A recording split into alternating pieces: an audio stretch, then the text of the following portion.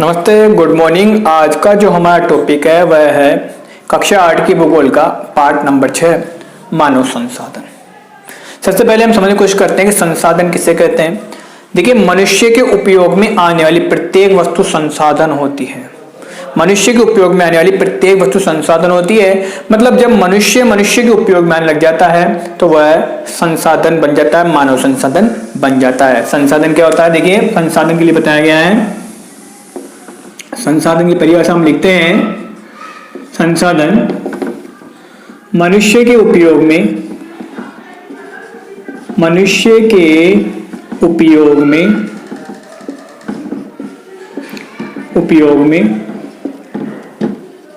आने वाली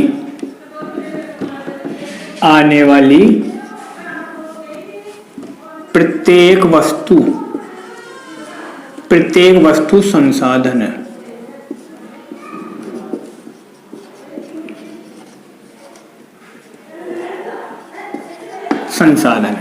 अब हम मानव संसाधन की बात कर रहे थे कि मनुष्य जब मनुष्य के काम में आने लग जाता है तो मानव संसाधन बन जाता है। लोग एक राष्ट्र के सबसे महत्वपूर्ण और सबसे बड़े संसाधन होते हैं। प्रकृति की देन केवल तभी महत्वपूर्ण होती है जब वह लोगों के लिए उपयोगी हो। लोग अपनी आवश्यकता और योग्यता के आधार पर उन संसाधनों में परिवर्तित कर लेते हैं। इस प्रकार हम मानते हैं कि मानव संसाधन ही अंतिम संसाधन होता है। स्वस्थ, शिक्षित व अभिप्रेरित व्यक्ति अपनी आवश्यकता के अनुसार संसाधनों का विकास करता रहता है। और संसाधनों की भांति मानव संसाधन भी समान रूप से धरातल पर वितरित नहीं है। ये अपनी शैक्षणिक योग्यता, आयु और लिंग के आधार पर एक दूसरे से भिन्न होते हैं। इनके लक्षण और संख्या में परिवर्तन होता रहता है। अब हम चर्चा करते हैं जनसंख्या वितरण की। जनसंख्या वितरण क्या होता है? देखिए,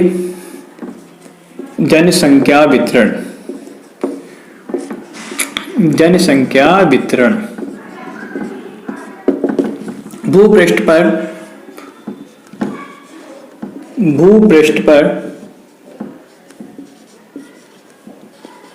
लोगों के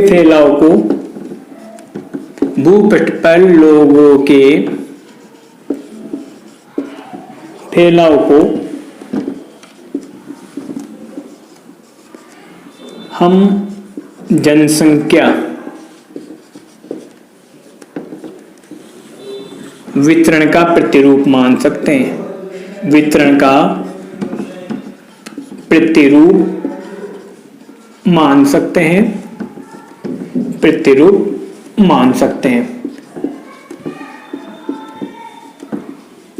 मतलब कुल मिलाकर धरातल पर जो लोगों का फैलाव है वह फैलाव जनसंख्या वितरण का प्रतिरूप इसके अंतर्गत आता है। देखिए, विश्व की 90% जनसंख्या विश्व के 30% धरातल पर निवास करती है। मतलब विश्व की जो 90% जनसंख्या है ना, वह विश्व के 30% धरातल पर निवास करती है। कहीं पर घने बसे क्षेत्र है तो कहीं पर विरल क्षेत्र पाए जाते हैं। अब सबसे ज्यादा जो आबादी निवास करती है वो आबादी कहाँ निवास करती है, कहाँ कम निवास करती है, उसके लिए देखिए बताया गया है कि विषुवत रेखा के दक्षिण के मुकाबले, विषुवतीय वृत्त जो होता है ना, उसके दक्षिण के मुकाबले विषुवत वृत्त के उत्तर में अधिक व्यक्ति निवास करते हैं। इसके अंतर्गत देखिए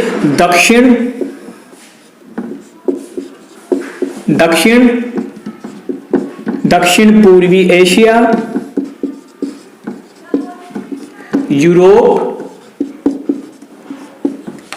उत्तर पूर्वी उत्तरी अमेरिका। उत्तर पूर्वी जो उत्तरी अमेरिका है ना, यहां पर घने बसे क्षेत्र, मतलब यहां पर अधिक व्यक्ति निवास करते हैं। कहां पर अधिक निवास करते हैं? दक्षिण पूर्वी एशिया और यूरोप, उत्तर पूर्वी उत्तरी अमेरिका में घने बसे क्षेत्र है। मतलब यहां पर अधिक पॉपुलेशन, अधिक जनसंख्या निवास करती है। जबकि उच्च अक्षांश उष्णकटिबंधीय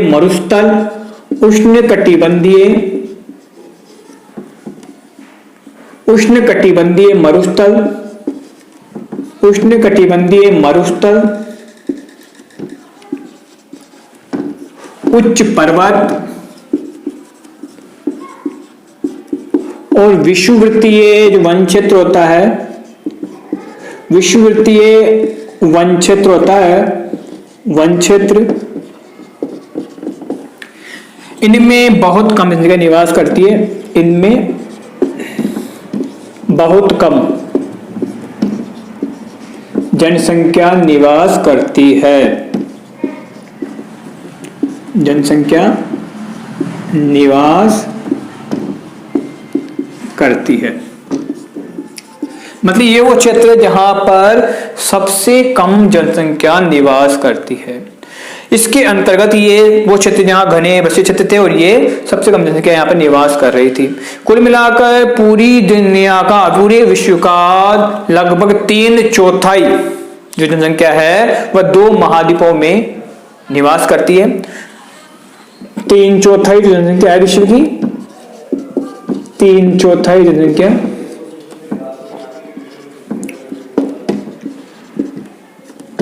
विश्व की ये 2 महाद्वीप निवास करती है। वो 2 महाद्वीप है एशिया और अफ्रीका। इन 2 महाद्वीपों में विश्व की लगभग 3/4 जनसंख्या निवास करती है, जबकि विश्व की 60% जनसंख्या, विश्व की 60% जनसंख्या 10 देशों में निवास करती है, 10 देशों में निवास करती है। मतलब कुल मिलाकर जो विश्व की जनसंख्या है उसका 60% हिस्सा है वह दुनिया के 10 बड़े देश निवास करती है, जिसमें हमारा भारत भी आता है। चलिए फिर इसके आगे हम पढ़ते हैं जनघनत्व। जनघनत्व क्या होता है? जनघनत्व होता है, देखिए 1 वर्ग किलोमीटर में निवास करने वाले लोगों की संख्या जनघनत्व कहलाता है। जनघनत्व परिभाषा देखते हैं हम, देखिए लिख लीजिए। जनघनत्व, जनघनत्व 1 वर्ग किलोमीटर में या प्रति वर्ग किलोमीटर में, 1 वर्ग किमी में निवास करने वाले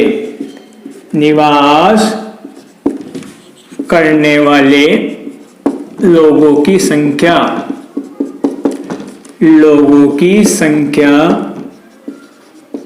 जनघनत्व या जनसंख्या घनत्व कहलाती है। जनघनत्व या जनसंख्या घनत्व कहलाती है।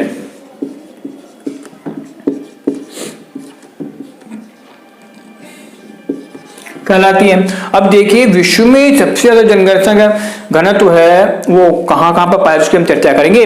उससे पहले पूरी दुनिया का जनसंख्या घनत्व कितना है। अब देखिए पूरी दुनिया में जब हम जनघनत्व की बात करते हैं तो विश्व का जनघनत्व जो है, विश्व का जनघनत्व है, मतलब विश्व में 1 वर्ग किलोमीटर में कितने व्यक्ति निवास करते हैं, वो है 51 व्यक्ति। कितने? 51 व्यक्ति प्रति किलोमीटर। 51 व्यक्ति जो है प्रति वर्ग किलोमीटर में निवास करते हैं। कितने व्यक्ति? 51 व्यक्ति प्रति वर्ग किमी में निवास करते हैं। मतलब विश्व का जनसंख्या घनत्व है 51 व्यक्ति प्रति वर्ग किलोमीटर। जबकि भारत के जनघनत्व की हम बात करते हैं तो वहां पर 382 व्यक्ति प्रति वर्ग किलोमीटर निवास करते हैं। ये 2011 जनगणना के आधार पर बताए गए आंकड़े हैं। तो भारत का जनघनत्व है, भारत का जनघनत्व 382 व्यक्ति प्रति वर्ग किमी। मतलब भारत में एक वर्ग किलोमीटर में 382 व्यक्ति निवास करते हैं। अब देखिए जनसंख्या घनत्व जो है अलग अलग क्षेत्रों में अलग अलग प्रकार का। तो विश्व में सबसे ज्यादा जनघनत्व है वह निवास करता है मध्य दक्षिण एशिया में, सबसे ज्यादा। देखिए इसे मिटा देते हैं।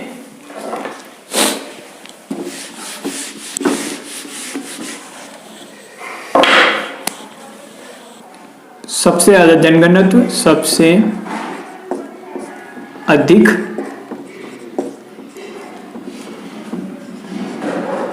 जनघनत्व, मध्य दक्षिण एशिया, मध्य दक्षिण एशिया, उसके बाद पूर्वी एशिया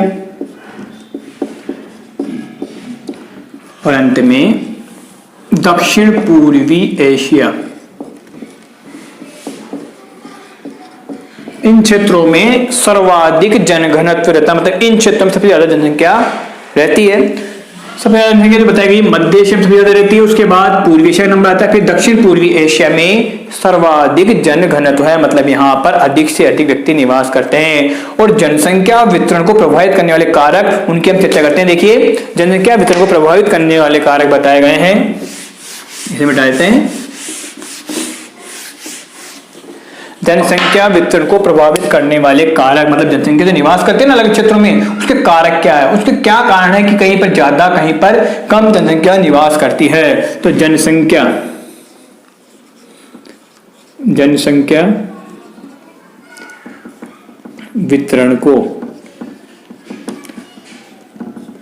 वितरण को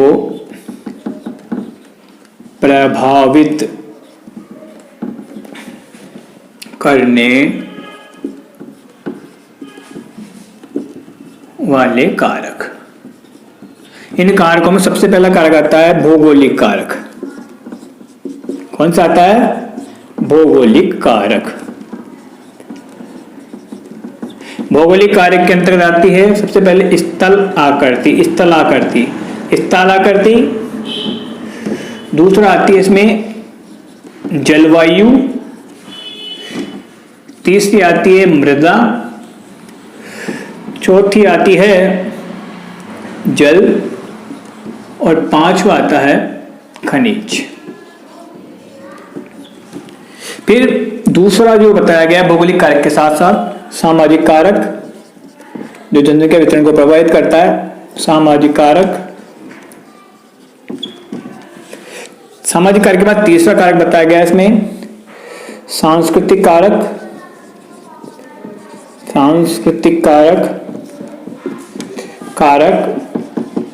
और चौथा बताया गया है आर्थिक कारक। ये चार कारक है जो किसी भी क्षेत्र की जनसंख्या वितरण को प्रभावित करते हैं। जनसंख्या वितरण की परिभाषा हमने पहले पढ़ ली है कि धरातल पर लोगों के फैलाव को जनसंख्या वितरण का प्रतिरूप हम मान सकते हैं, जनसंख्या वितरण का प्रतिरूप हम कहते हैं। देखिए भौगोलिक कारक के अंदर सबसे पहले जो मेन कारण जनसंख्या वितरण का वो है स्थल आकृति। देखिए अधिक से अधिक व्यक्ति चाहते हैं कि जहां पर समतल मैदान हो वहां पर व्यक्ति रहना पसंद करते हैं। जहां ऊबड़ खाबड़ मैदान होता है ना, या जहां मरुस्थलीय इलाके होते हैं वहां पर बहुत कम जनसंख्या निवास करती है, जबकि जनसंख्या अधिक निवास कहां करती है? जहां पर समतल भूमि हो, मतलब स्थल आकृति ऊबड़ खाबड़ ना होकर समान भूमि हो, वहां पर जनसंख्या अधिक मात्रा में निवास करती है। दूसरा बताया गया जलवायु, यानी मनुष्य को अपने जीवन व्यापन करने के लिए उन क्षेत्रों में निवास करना पसंद करता है जहां पर अधिक ठंड ना पड़ती हो, जहां पर अधिक गर्मी भी ना पड़ती हो, जहां पर समान जलवायु हो वहां पर मनुष्य रहना पसंद करता है, मतलब उसके अनुकूल जैसा वातावरण वहां पाया जाता है, मनुष्य उन्हीं क्षेत्रों में निवास करता है। फिर बताया गया मृदा। देखिए उपजाऊ मृदा जहां पाई जाती है, जो कृषि के लिए सूटेबल हो, लाभदायक हो, वहां पर मनुष्य ज्यादा मात्रा में रहना पसंद करता है। फिर होता है जल, जहां पर पीने योग्य मीठा जल हो, अलवणीय जल हो, वहां पर अधिक व्यक्ति निवास करते हैं, क्योंकि प्राचीन सभ्यताएं जो पनपी है वो नदी के किनारे पनपी है, क्योंकि वहां मीठा जल उपलब्ध था। फिर होता है खनिज के आधार पर, जहां खनिज के भंडार होते हैं वहां पर खनिजों को जमीन से निकालने के लिए अधिक श्रमिकों की आवश्यकता पड़ती है, वहां पर रोजगार के अवसर भी उपलब्ध हो जाते हैं, इसलिए अधिक व्यक्ति उन क्षेत्रों में निवास करना पसंद करते हैं, उस क्षेत्रों में रहना पसंद करते हैं जहां पर खनिज की मात्रा हो, यानी खनिज के भंडार हो, खनिज की खदानें हो। उसके बाद सामाजिक कारक, ये सबसे महत्वपूर्ण। देखिए जिन क्षेत्रों में शिक्षा, स्वास्थ्य की अच्छी खासी व्यवस्था होती है वहां पर व्यक्ति रहना पसंद करते हैं। मतलब उन्हें वहां पर स्वच्छ वातावरण मिले और साथ ही शिक्षा के अवसर भी जहां पर उपलब्ध हो और रहने के लिए आवास हो, वहां पर व्यक्ति निवास करते हैं। ये सामाजिक कारक है। उसके बाद सांस्कृतिक कारक के अंतर्गत देखिए व्यक्ति वहां रहना पसंद करते हैं जहां पर धार्मिक तीर्थ स्थलों या संस्कृति जुड़े हुए क्षेत्र हो, वहां पर व्यक्ति रहना निवास करते हैं। इसके अंतर्गत उदाहरण के रूप में बताते हैं। उदाहरण के रूप में जैसे वाराणसी है, जिसे हम काशी भी कहते हैं, ये वाराणसी में भी व्यक्ति निवास करते हैं। क्यों करते हैं? क्योंकि ये ऐसे धार्मिक स्थल यहाँ पर मौजूद है जहां पर धार्मिक स्थलों के आधार पर व्यक्ति यहाँ रहना पसंद कर रहे हैं, जो उनके लिए अत्यधिक महत्वपूर्ण है। उन स्थानों पर ये व्यक्ति रहते हैं। उसके बाद आर्थिक कारक बताए गए हैं। देखिए जहां पर रोजगार उपलब्ध होगा वहां पर व्यक्ति निवास करते हैं। क्यों करेंगे? क्योंकि जहां पर अधिक उद्योग धंधे होंगे, उद्योग धंधों के कारण व्यक्ति रोजगार पाता है, इसलिए व्यक्ति वहां निवास करना पसंद करते हैं जहां पर उन्हें उनके लिए आर्थिक गतिविधियां, रोजगार उपलब्ध हो। तो ये कारक वो है जो जनसंख्या को प्रभावित करते हैं। मतलब जहां पर जनसंख्या का अधिक होना और कम होना, जनघनत्व बढ़ना और कम होना, ये इन कारकों पर निर्भर करता है। जहां पर एक कारक उपलब्ध होंगे वहां पर व्यक्ति अधिक मात्रा में निवास करेगा और जहां पर ये कारक उपलब्ध नहीं होंगे वहां पर व्यक्ति कम मात्रा में निवास करता है। अब देखिए हम जनसंख्या के बारे में चर्चा करते हैं। जनसंख्या अधिक कहां होती है, जनसंख्या की वृद्धि होती है वो कैसे होती है, जनसंख्या स्थिर कब रहती है और जनसंख्या में कमी कब आती है, इसकी हम चर्चा करते हैं डायग्राम के द्वारा। इसे मिटा देते हैं।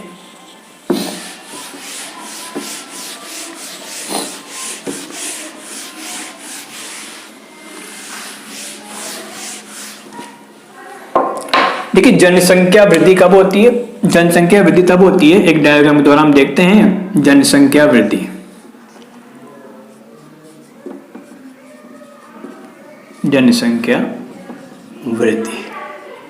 कब होती है? देखिए डायग्राम के आधार पर जब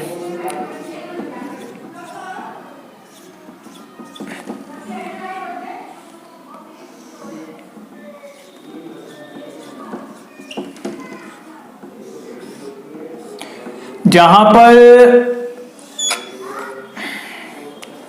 जन्म दर ज्यादा हो, जन्म दर अधिक हो और मृत्यु दर कम हो ना, मृत्यु दर, वहां पर जनसंख्या वृद्धि होती है। मतलब मृत्यु दर, मरने वालों की संख्या कम हो और जन्म लेने वालों की संख्या ज्यादा हो, वहां पर जनसंख्या वृद्धि होती है। अब क्या होता है? जनसंख्या स्थिर। जनसंख्या स्थिर कहां रहती है? देखिए जनसंख्या स्थिर कहां रहती है? जनसंख्या स्थिर वहां रहती है जहां पर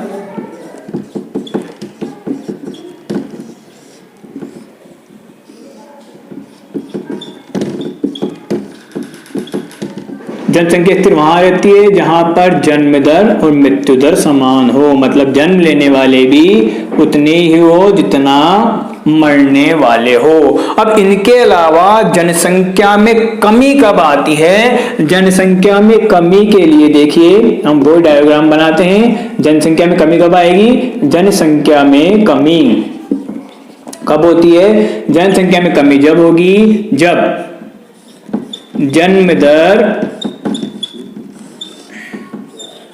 कम हो और मृत्यु दर अधिक हो। मृत्यु दर अधिक हो तब जनसंख्या में कमी आ जाती है। तो इसके आधार पर जनसंख्या वृद्धि कब होगी? जब जन्म दर ज्यादा हो, मृत्यु दर कम हो।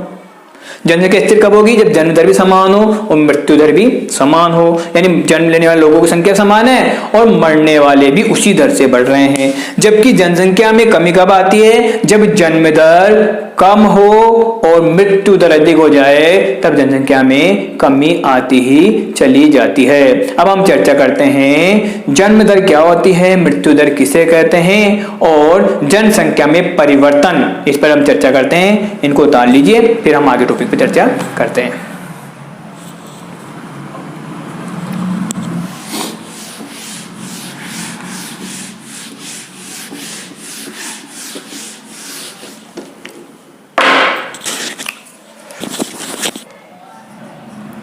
जनसंख्या परिवर्तन, हम टॉपिक पढ़ रहे थे जनसंख्या परिवर्तन।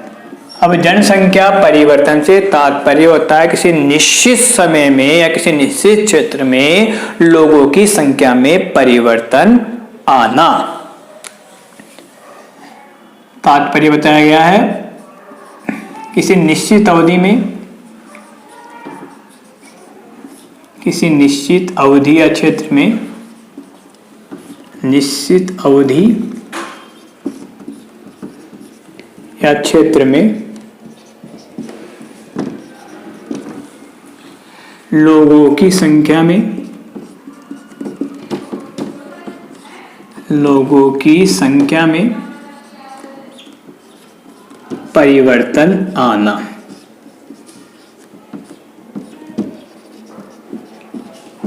ये जनसंख्या परिवर्तन कहलाता है। देखिए विश्व की जो जनसंख्या है वह स्थिर नहीं है, उसमें बढ़ोतरी हो गई, मतलब कहीं गुना बढ़ गई है। इसका सबसे बड़ा कारण है जनसंख्या परिवर्तन, यानी जन्म दर और मृत्यु दर के कारण ये संख्या बढ़ी है। अब एक और पॉइंट आता है हमारे सामने समझने लायक, वो है जनसंख्या विस्फोट। अब जनसंख्या विस्फोट क्या होता है, देखिए हम चर्चा करते हैं जनसंख्या विस्फोट क्या होता है। जनसंख्या परिवर्तन अलग है और जनसंख्या विस्फोट अलग है। अब जनसंख्या विस्फोट क्या है, विस्फोट से आप लोग समझ गए होंगे एकाएक होना, तो थोड़े से समय में ही जनसंख्या का कहीं गुना बढ़ जाना, मतलब एक अवधि में कुछ समय में ही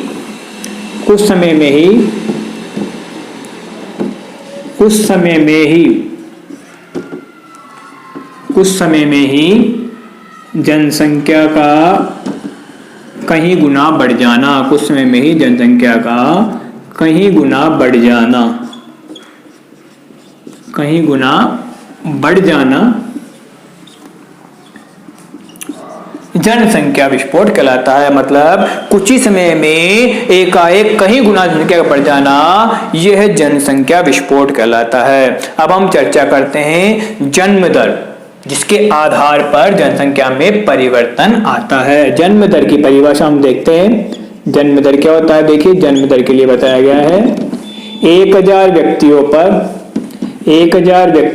प्रति 1000 व्यक्तियों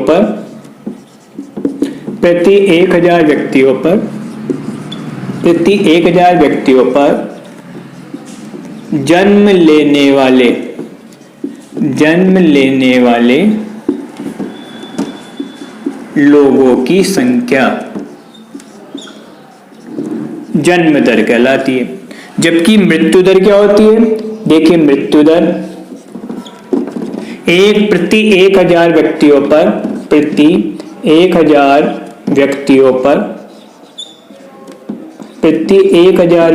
पर मरने वाले लोगों की संख्या। अब जन्म दर और मृत्यु दर में जो अंतर होता है, यह प्राकृतिक वृद्धि दर कहलाती है। क्या कहलाती है, प्राकृतिक वृद्धि दर। परिभाषा लिखते हैं हम, प्राकृतिक वृद्धि दर क्या होती है, देखिए प्राकृतिक वृद्धि दर बताया गया है। प्राकृतिक वृद्धि दर जन्म दर व मृत्यु दर में, जन्म दर व मृत्यु दर के अंतर को प्राकृतिक वृद्धि दर कहते हैं। प्राकृतिक वृद्धि दर कहते हैं। प्राकृतिक वृद्धि दर कहते हैं। मतलब जन्म दर और मृत्यु दर के अंतर्गत जो अंतर होता है ना, जन्म दर में मृत्यु दर में, वह कहलाता है प्राकृतिक वृद्धि दर। उनके मध्य का जो अंतर होगा वो प्राकृतिक वृद्धि दर कहलाएगा।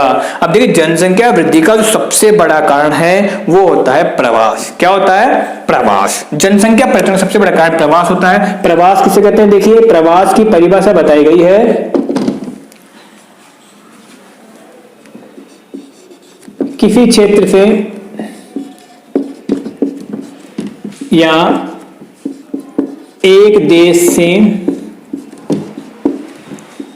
दूसरे देश में दूसरे देश में आना जाना प्रवास कहलाता है। किसी क्षेत्र में या किसी देश में से एक देश से दूसरे देश में आना जाना प्रवास कहलाता है। मतलब लोग भारत से पाकिस्तान जा रहे हैं, पाकिस्तान से भारत आ रहे हैं, या भारत से अमेरिका जा रहे हैं, या अमेरिका से भारत आ रहे हैं, भारत से बांग्लादेश जा रहे हैं और बांग्लादेश से भारत आ रहे हैं। तो इस प्रकार की प्रक्रिया को प्रवास कहते हैं। प्रवास जो होता है जनसंख्या परिवर्तन का या जनसंख्या परिवर्तन का सबसे बड़ा कारक होता है। प्रवास दो प्रकार के बताए गए हैं। एक बताया गया है उत्प्रवास, एक बताया गया है उत्प्रवास और एक बताया गया है आप्रवास।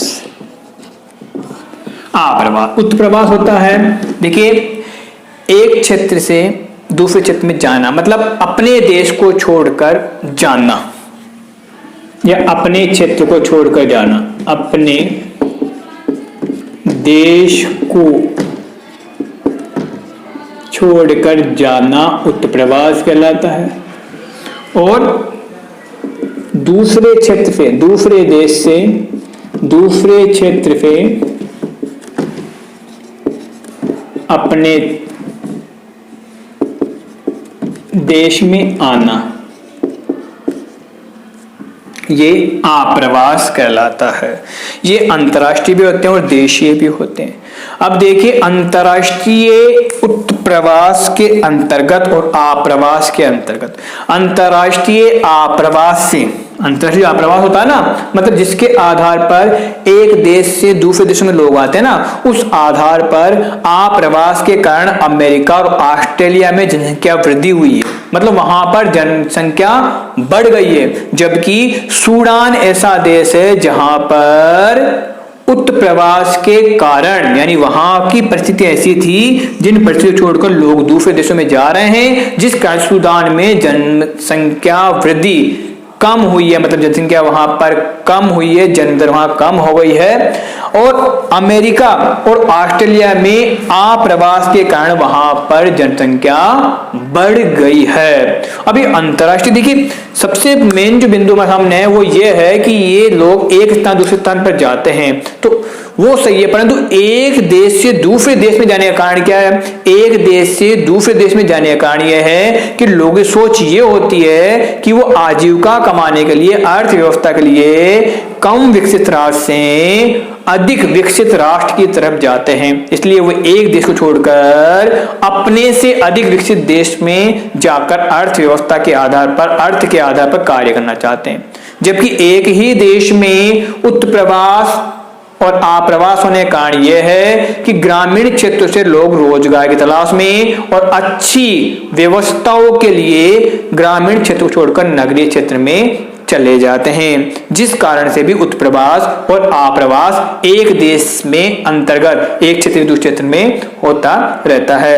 अब प्राकृतिक वृद्धि दर सबसे बड़ा कारण है जो जनसंख्या परिवर्तन करती है। प्राकृतिक वृद्धि दर क्या होती है, इसकी मैंने परिभाषा देख ली है। अब हम चर्चा करते हैं प्राकृतिक वृद्धि दर के आधार पर किस प्रकार से ये जन्म और मृत्यु दर, जनसंख्या परिवर्तन और जनसंख्या वृद्धि, इन पर हम चर्चा करते हैं।